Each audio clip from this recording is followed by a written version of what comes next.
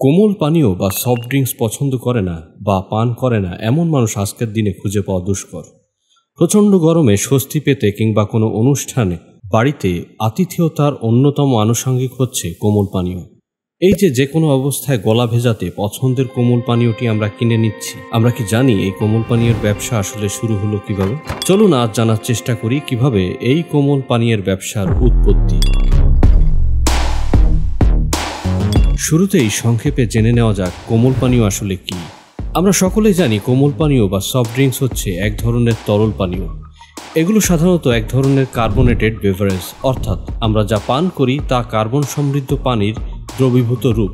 বিভিন্ন ফ্লেভারের কোমল পানীয় তৈরিতে এতে ভিন্ন ভিন্ন স্বাদের মিষ্টিযুক্ত ফ্লেভার যুক্ত করা হয়। মধ্যপ্রাচ্যের দেশগুলোতে মধ্যযুগের সময় শরবতের মতো বিভিন্ন ধরনের ফলের স্বাদযুক্ত পানীয়ের ব্যাপক জনপ্রিয়তা ছিল। ফলের রসে সোডা মিশিয়ে এই ধরনের পানীয় তৈরি করা হতো। মিষ্টি স্বাদ আনার জন্য এতে যুক্ত করা হতো মধু কিংবা চিনি, অর্থাৎ সেই সময়ের সাপেক্ষে ফলের স্বাদযুক্ত এই ধরনের পানীয়ের মাধ্যমেই কোমল পানীয়ের উৎপত্তি। মধ্যপ্রাচ্যের দেশগুলোর মধ্যে প্রচলিত এই ধারা আস্তে আস্তে জনপ্রিয়তা পাওয়ার পর পরবর্তীতে তা মধ্যযুগে ইউরোপে জনপ্রিয়তা পেতে শুরু করে। 18 শতকের শেষের দিকে সোডা ওয়াটার শব্দটি উদ্ভূত হয়েছিল এবং এই শব্দ থেকেই মূলত কোমল পানীয় শব্দটির জন্ম। অন্যদিকে কার্বোনেটেড ওয়াটার প্রথম আবিষ্কৃত হয় জোসেফ প্রিসলির হাত ধরে 1967 সালে। পরবর্তীতে বিভিন্ন সময়ে এই প্রত্যেকটি ধারণা একীভূত হয়ে তৈরি হয় আজকের কোমল পানীয়।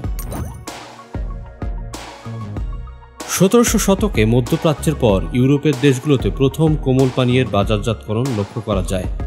এক ধরনের লেমনেড তৈরি করে তাই মূলত বাজারজাত করা হতো সেই সময়। বিক্রেতারা এই লেবুর শরবত পিঠে একটি বড় পাত্রে করে বহন করতেন এবং ঘুরে ঘুরে প্যারিসবাসীদের তৃষ্ণা নিবারণ করতেন।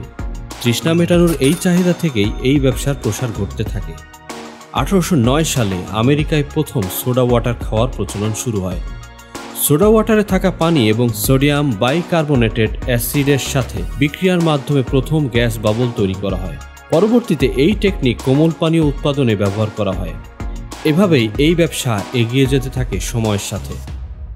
শুরুর দিকে হজমে সহায়ক হিসেবে পরিচিতি পেলেও পরবর্তীতে রিফ্রেশমেন্ট ড্রিঙ্ক কিংবা কোমল পানীয় হিসেবেই খ্যাতি অর্জন করেছে এই কোম্পানিগুলো। আশা করি আমাদের আজকের ভিডিওটি আপনাদের ভালো লেগেছে। আমাদের পরবর্তী ভিডিও পেতে আমাদের ইউটিউব চ্যানেল এবং ফেসবুক পেজে নজর রাখুন।